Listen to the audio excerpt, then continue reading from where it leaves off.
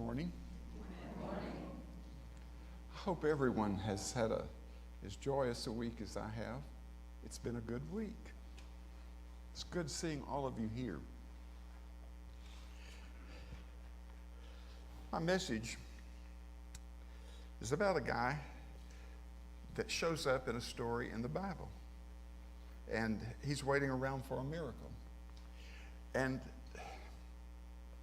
I'm going to read this first and then tell you my idea here.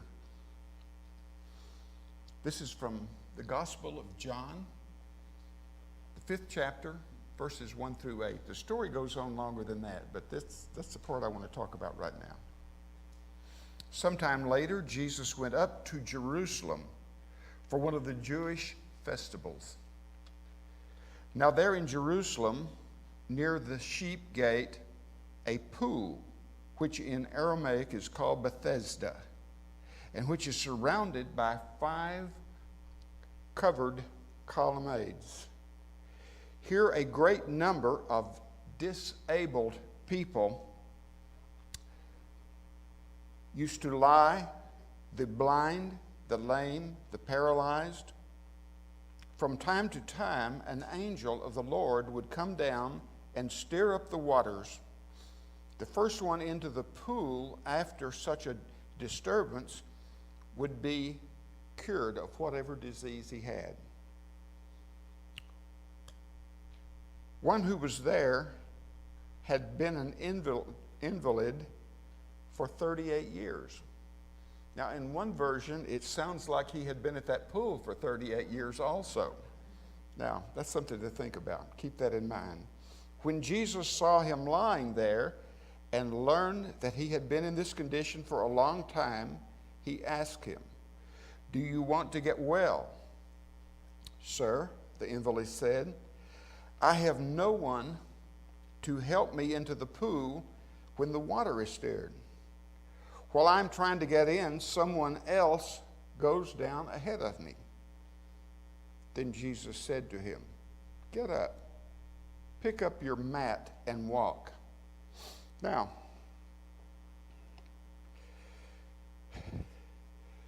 I know that this really, since it's in the book of John, and you know that John states right in the very beginning that he's writing about the miracles that Jesus did so that we would be able to believe in him. In other words, the story about that. And the miracles, I can't remember exactly how many, but it starts with the wedding at the Cana of Galilee, turning the water into wine. And then it ends in the 11th chapter of John with the raising of Lazarus from the dead. So it goes from something maybe not too difficult to real difficult. Whatever.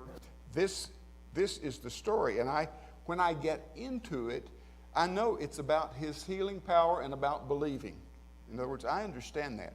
But I've read it so many times over the 60 some odd years. I won't say how many exactly that I've been reading this story.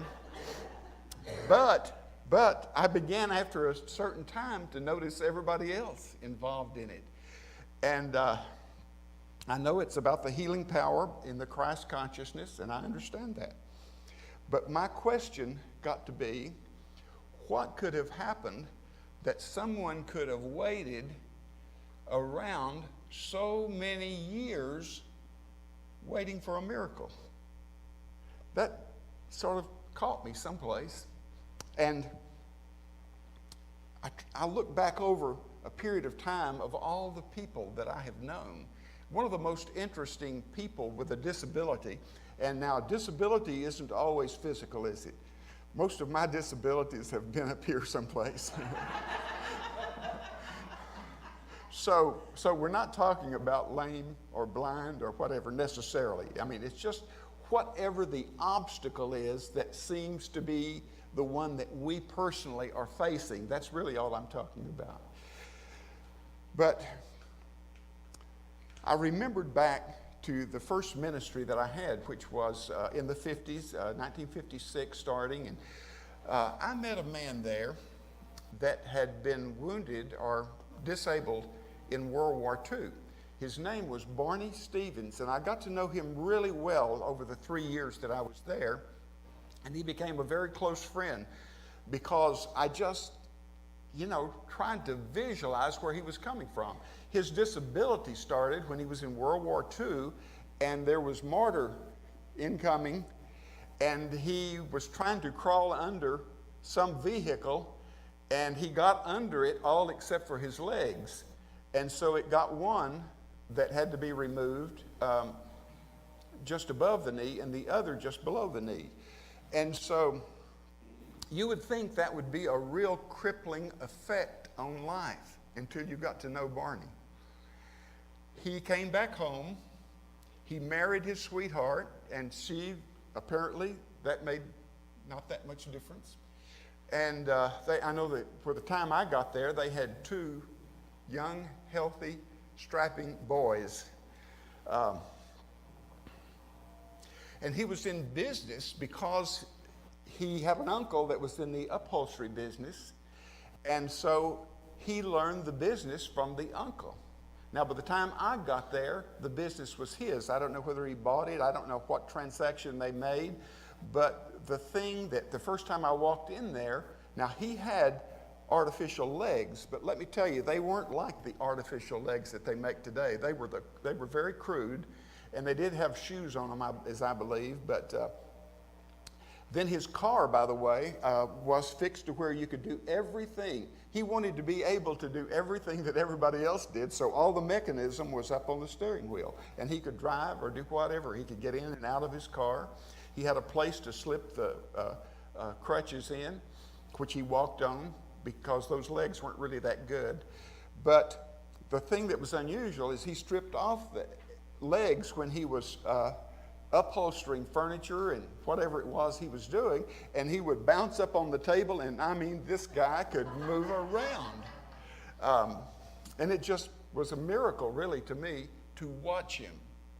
What's very interesting is that in the next year, somebody from the church took me to Knoxville, which was 30 miles north of us, and we were going to eat at a S&H cafeteria, sort of like Luby's is today, It was that same kind of thing, but it was there in Knoxville. And outside the door, there was a man, and I took a good look at him, and the reason was because that I noticed that he had lost one leg just over the knee and the other just under. It was so near to Barney's deal.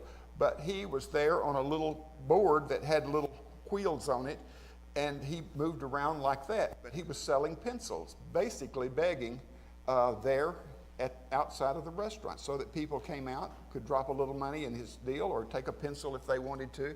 But the person I was with knew a little bit more about this and said, do you know that he was in the service too? And it was so similar. What had happened to him was so similar to what had happened to Barney. But the amazing thing that I took away from that whole story was how that somehow the choices we make along the way sort of guides always to what's happening later on. And one person made the choice, I can do anything, and then the other one made a choice not to. But that power was in both of them. And the disabled thing, sort of when I was reading this story, it reminded me of a little joke or story that I had heard about a nursing home, and 4 people gathered around, and one of the people there was talking about how that their hands shook so bad that they had to take their coffee up like that to drink it. And the other one was complaining, said, do you know that my neck and back are so stiff that I can't turn one way or the other? Another one said, it was like an organ recital, but another one said, I have these spasms that just start and I can't get them stopped. And the other one said, yeah, he said, I understand all of that, but he said, isn't it wonderful that we're still all driving?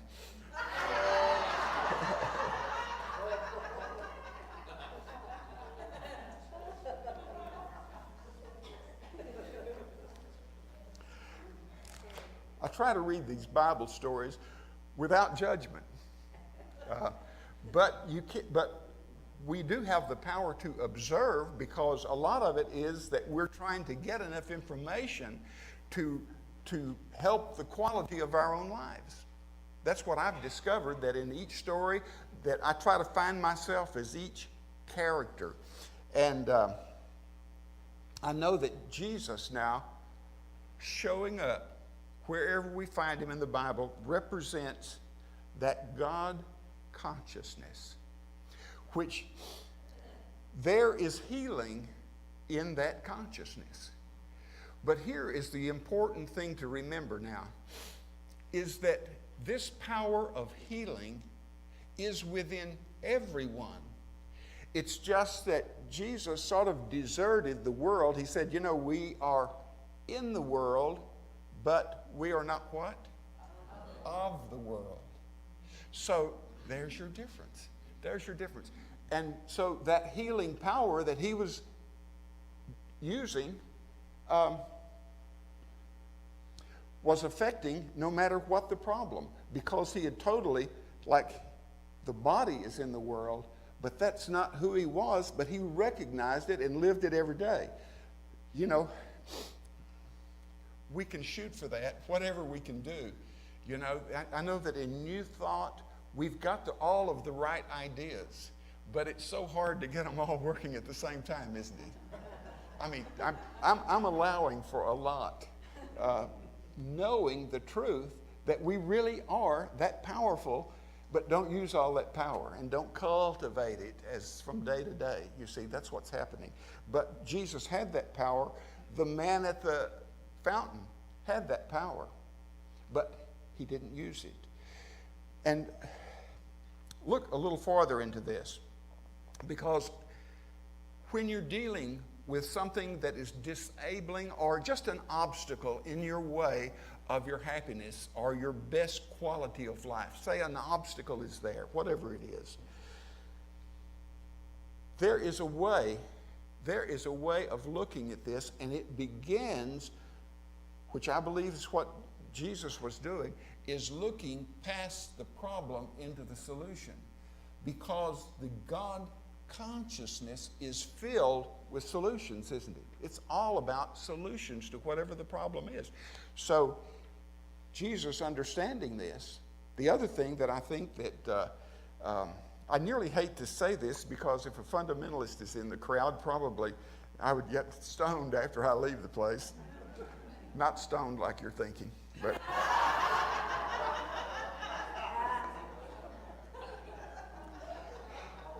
but here's what I wanted to say.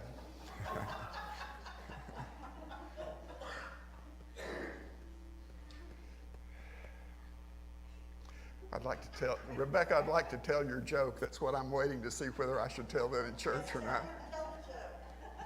Okay, I'm going to go ahead and tell it anyway. But it's about the scripture in Leviticus coming true. And the thing that makes you know that this is coming to pass is that at the same time gay marriage was okayed by law, also marijuana was began to be accepted, right? Which confirms the scripture that said if a man lies with a man, he should be stoned.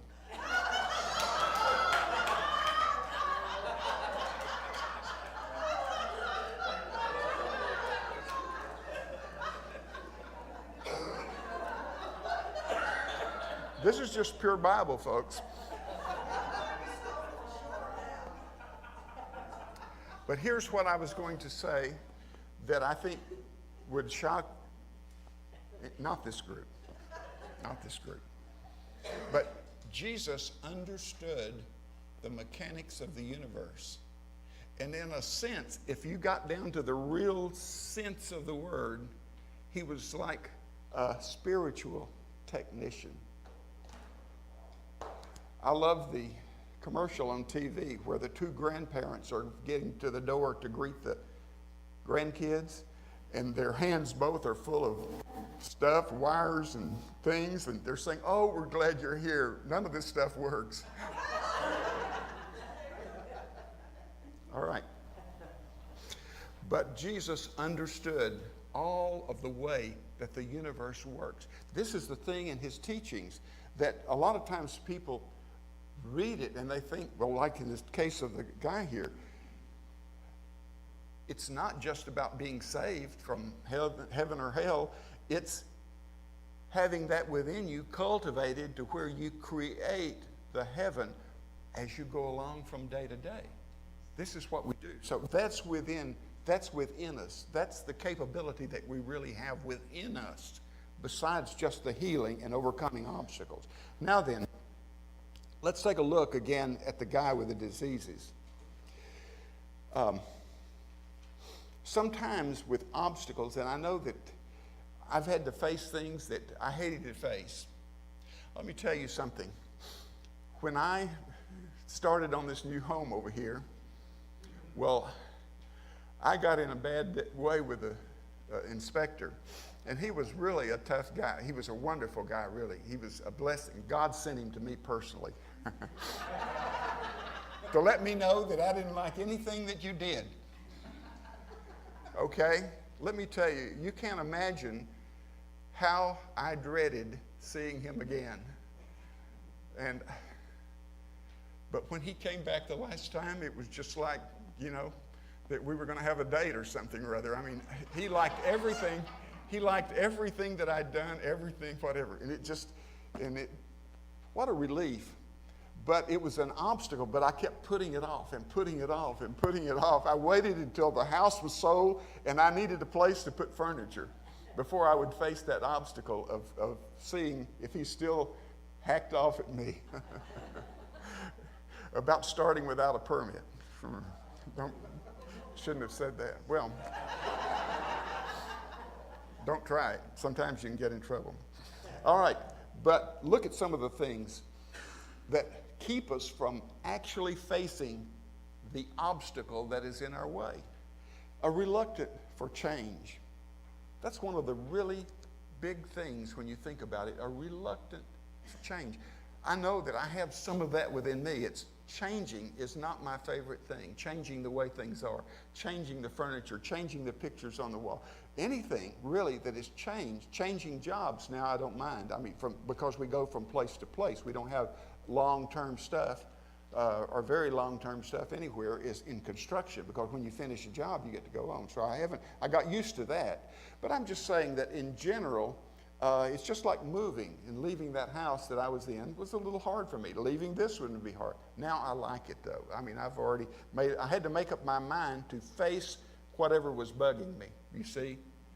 And this is what we really have to face it, whether it's unemployment, whether it's not liking the job we're in. I mean, there's 1,000 things that come up, but what it does, it strengthens us when we have and know we have the ability to overcome.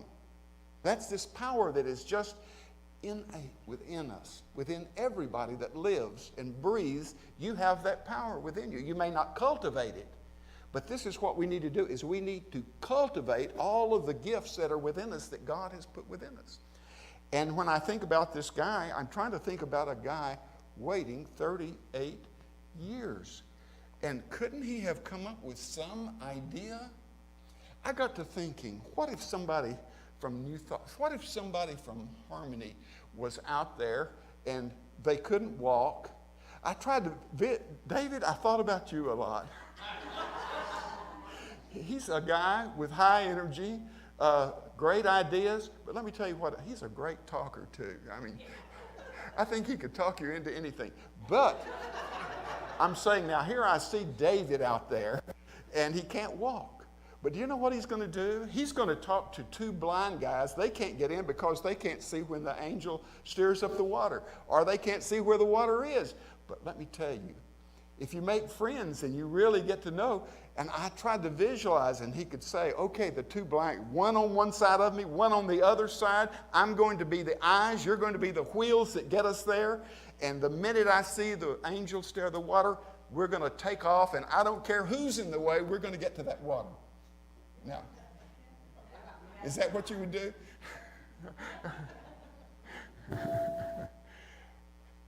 There has to be something within us that knows that divine ideas come to us. That's the solution. Anything that is a divine idea bears with it a solution. In fact, any problem or obstacle bears with it, comes with the solution. Robert Schuller had a saying that I enjoyed. He said, if in life you come to a mountain, he said, either go over it, go around it, or tunnel through it. But get to the other side if that's where your goal is. Well, part of it is in having a plan. It's just like the story I told about David. The thing that is interesting about it is it was a plan, wasn't it? It was a plan. It might not have been that. You probably would have gotten a better plan, wouldn't you? But that was one of them. But do you know, think about it, for years and years, waiting, and he says, there's no one to help me. What about relatives? What about your brother, your sister? What about your mother or dad or anybody? Anybody. There's got to be someone. This is the thing I noticed about the story. I take for granted the healing of Jesus, so I just went on by that part of it. And the part, though, that fascinated me was about the guy that didn't have something within him to solve the problem, and so he's there waiting around for a miracle. Okay. The other thing that he had that's very interesting, he had developed a wonderful explanation of why. And he said, hey, there's no one to help me. He said, the angel stares, and when I'm on my way, trying to push my way there, he said, somebody else goes in front of me. Do you know, I had a guy that worked for me, and he was late real often. And I had another guy that worked for me come to me and said, look, why do you put up with that?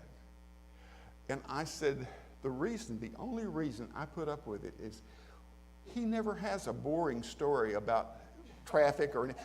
I said, it's always something fascinating. I said, I can't wait to hear what his excuse is.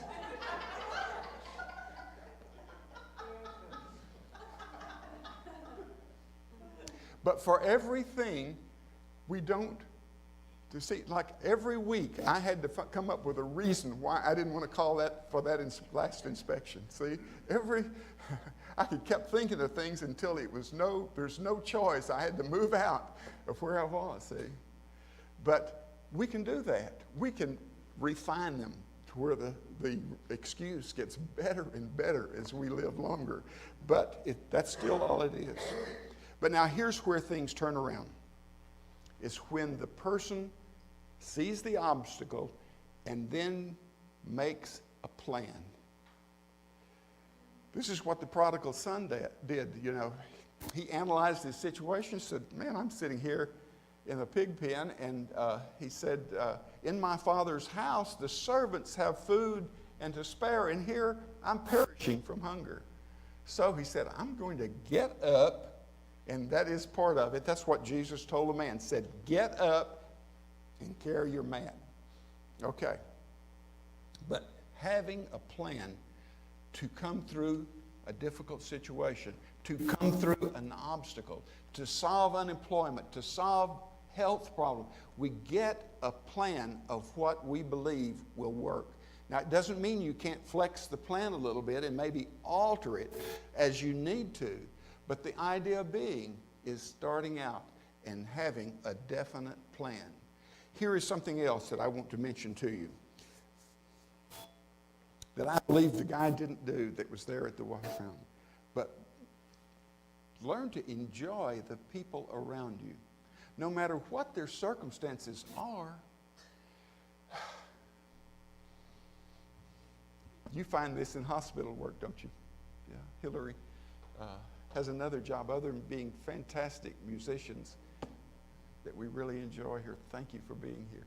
But you can enjoy no matter what the situation. You can find something about everybody, and making friends is what we do. That's why this is such a good place. Everybody is great friends here. But then the other thing is to have an intent for life. Have something that it's like, I want to become a blessing. Wherever I go, whoever I see, I don't want to be a hardship for anybody. I don't want to be negative.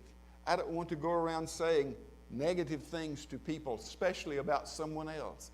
But I want to be uplifting. This is an intent of life. I want to spend my life being uplifting and lifting people up and encouraging them rather than discouraging them. And then to do that, part of the idea is being an example, demonstrating that God has the power and that that power is within you. And then I think it's important to describe in detail to spirit. You've got to have that communication going on. It can go on all day long. It's in your mind. It's in your thoughts. But knowing that spirit is there with all that it takes to be supportive of you. But in detail, describe in your prayers, in your affirmations, that's a better word, the desires of your heart. Let it be known. There shouldn't be any confusion if we, in our affirmations, sound like potluck. Wait, that's a holy word. But that's what we get back in life, sort of a not knowing what's going to come up. So detail in your affirmations, detail the desires of your heart. There is a saying from a philosopher, Marcus Aurelius, and here's what it says: our inward power, when it obeys nature, reacts to events by accommodating itself to what it faces, to what is possible. It needs no specific material. It pursues its own aims as circumstances allow. It turns, and this is the part I like, it turns obstacles into fuel. As a fire overwhelms what could have quenched a lamp, what's thrown on top is absorbed, consumed by it, and makes it burn higher. Now, let's go back to that one. This attitude of mind, this power that is within us, that aligns with nature, which that simply means spiritual, because nature is all God. Okay, it turns obstacles into fuel. This is the point that I really wanted to leave with you. Thank you.